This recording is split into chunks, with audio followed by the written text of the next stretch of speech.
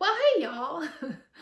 How you like the COVID hair? Isn't this something else? Yeah, you know, it's getting there. The COVID nails, the COVID hair. We won't even talk about the COVID pedicure.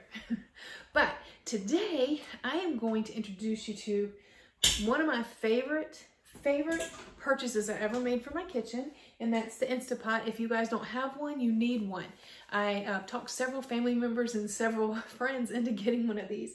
And this recipe right here is my favorite Instapot recipe that I use. It is my go-to about once a week. I absolutely love it. It's super easy. You can set it and walk away. It only takes a few minutes.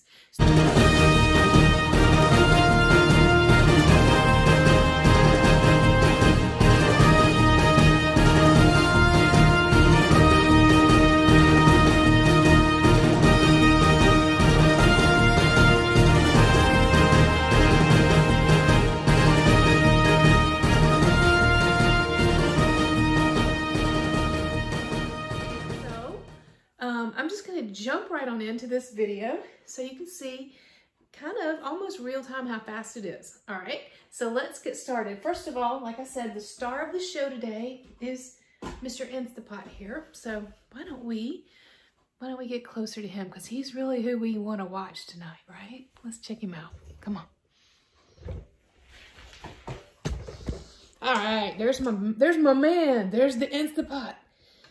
This is probably a girl anyway, but this is my friend right here. This makes life so much easier for me. So what we're going to do is we are going to, we're going to fill his little tank up here with some goodies. We're going to make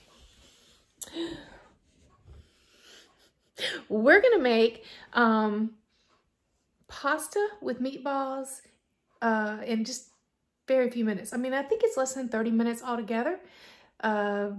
It pressures up for 5 minutes, and then you have to let it pressure down. And while it's doing all that, you can dump everything in there, let it do its thing, and then you can go work on something else, like, you know, maybe making yourself some garlic bread. We're not doing that tonight, but sorry about shaking the camera. Anyway, so let us see what we can do here. So let's start with the first ingredient we're gonna put in there.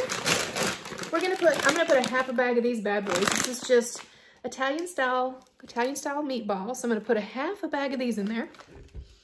There you go. I think you can get away with putting the whole bag in there, but we don't need that many meatballs. We just like a few. Y'all don't want to see me with these scissors over here. It's not going well. So what we're gonna do, this would go faster if I had the right equipment. I'm just gonna grab a knife. Open these bad boys up, and I'm gonna pour half of this bag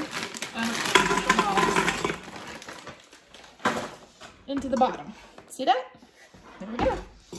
Now, next thing I'm gonna do, I'm gonna take a whole pound of pasta. We're gonna put a whole 1 pound box of pasta on next. And you're just going to put this right on top of your meatballs. There they go. Do not stir. You're going to be tempted to stir this stuff up, but do not. There's a method to the madness. So the next thing I'm going to put in is a whole 24-ounce jar of pasta sauce. I'm just going to pour that right over top of the pasta. And then I'm going to refill this pasta jar up, and I'm going to give it a good shake, and I'm going to pour that water. I'm going to refill it with water, and I'm going to pour it in there. Hold on. I put the lid back on, give it a shake, shake, shake, and what that's going to do is take all the goody pasta sauce that was stuck on there, and it's going to let it get out, and I'm going to pour that over the top. And that's just when you're cooking in the pressure cooker, you need lots of liquid. And so that's going to be some of your liquid. Then I'm going to put, and this is not necessary. I'm going to do this to add some flavor and also to add some liquid and a little bit more tomatoiness. But this is just 1 can of 14.5 ounce can of diced tomatoes that I'm gonna put over top. Now, if you had the Italian flavored diced tomatoes, those would probably be really yummy here. These are just the plain ones, so we're gonna go with them.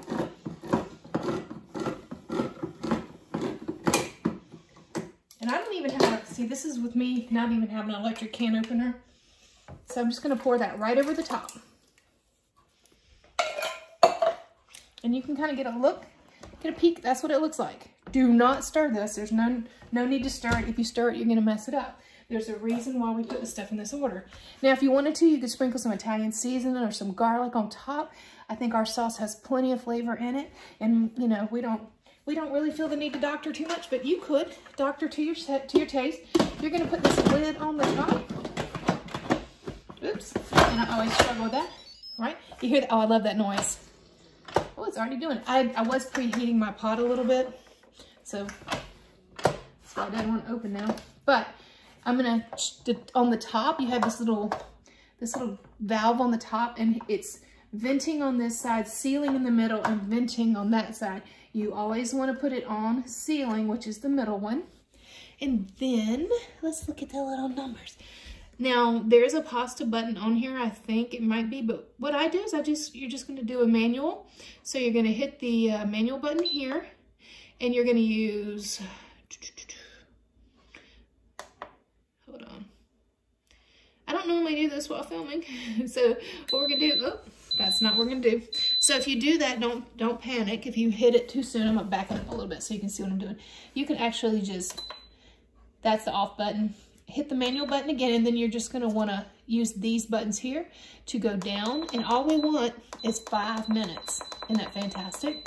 Now with pressure cooking, 5 minutes is how long it cooks on full pressure, but it does have to heat up to full pressure, and then it has to power down. So what we're gonna do is, once you get it to 5, you just leave it alone, and when it says on, that means you can walk away.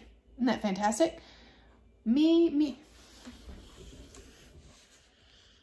likey recipes where I can just walk away. Let's get these off. I love it because once I get everything in there, all I have to do is go do something else. I let it do all the work, and then I come back when it's finished pressuring down, and I open it up, and then we start scooping pasta into our bowls. We give it a stir, and then we start scooping pasta into our bowls, and we can start eating it. Because I'm gonna go do something. Let's go do something. We watch some TV, make garlic bread, make a tossed salad, shred some cheese to go on top of it. There's so many things you could be doing instead of sitting in the kitchen. So let's go do something. Well, look at that. It's starting to count down. 5 minutes. And then what'll happen is it'll count all the way down, and then we'll turn it off and let it pressure down naturally. You can pressure down what they call burst pressuring it down, but we're not going to do that because we're not in that huge of a hurry, and I have other things I could be doing. So I'm going to let it count down through the 5 minutes. Then I'll come back and I'll show you guys like what I do to let it naturally pressure down. And then after that, we'll open it up and we'll see what the pasta looks like.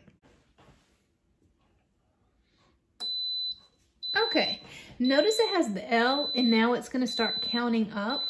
That's because it's finished pressure, it's finished cooking it under pressure, and now it's going to just keep it hot. But I don't need it to keep it hot, so what I'm going to do is hit the this button right here, and it'll turn it off, or you can unplug it, but you can just hit that button. Now it will start naturally pressuring down, and it'll start, you know, cooling off.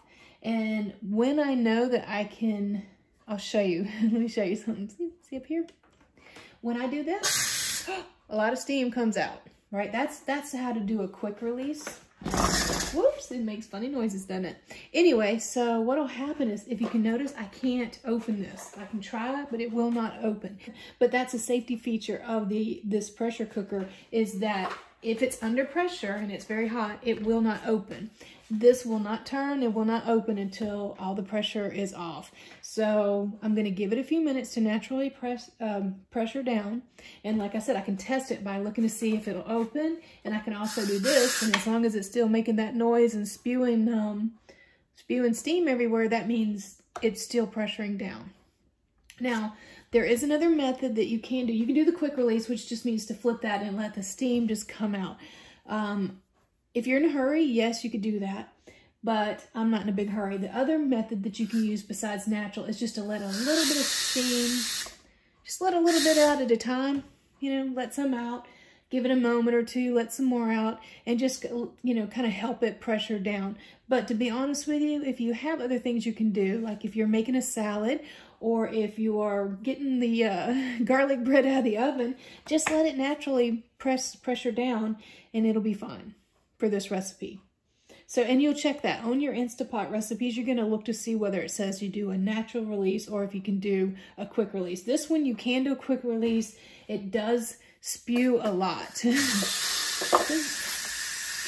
We put a good amount of liquid in there, and the more liquid in there, the more spewing and the more steam you're going to get. For instance, if you make rice or beans, there's a lot of liquid in there, so you're going to have a lot of spray when you do that. I like to let my rice release naturally because it's just less messy to do that. It's your choice. It's totally up to you, unless the recipe specifies, and then you probably want to follow the recipe. So I'm going to come back in here in just a little bit, and I'm going to test it to see if it's ready to open. Still locked, so it's not ready right now. And once it's ready, I'll show you what it looks like inside, and then we can finally give this thing a good stirring, okay? I know the first time I made this, I wanted to stir it so bad, but you don't stir it till the end. So hold on, and I'll be right. All right, so let's see. Oh, look there, hardly any steam. Still won't open yet. It will in just a second though. There it goes. Oh, come on. Don't you love that sound? That's so cool. Not all pressure cookers make that sound. So cool. Anyway, all nice and steamy in there. Now we can give it a stir. I know you want to see me stir it, don't you? Hold up. I will put you up here so you can watch me stir it. That's going to cost me a cell phone or something. Anyway, so here we go. Wish me luck. Doesn't that look good? Yummy, yummy, yummy. And the meatballs, they were on the bottom. There they are now. Now you give it that nice stir. And doesn't that look delicious? Sorry. All right, so there we go. That's how we make it. Oh, one other thing I wanted to mention. If you guys are RVers, Instapot is awesome. We have one for our RV and one for our house here, one for our house down there in North Carolina. The two things I totally recommend to make your cooking easier when you're RVing is Instapot and Crock-Pot. And I also like to do a lot of crock-potting, so maybe I'll put some of those recipes out. But whatever kind of videos you want to see, put that in the comments below. If you have any favorite Instapot recipes, we would love to see those too. So put those in the comments below. And say hi sometime. Send us a comment just saying hi. We're lonely and we're stuck inside and we want to talk to you guys. So see you next time.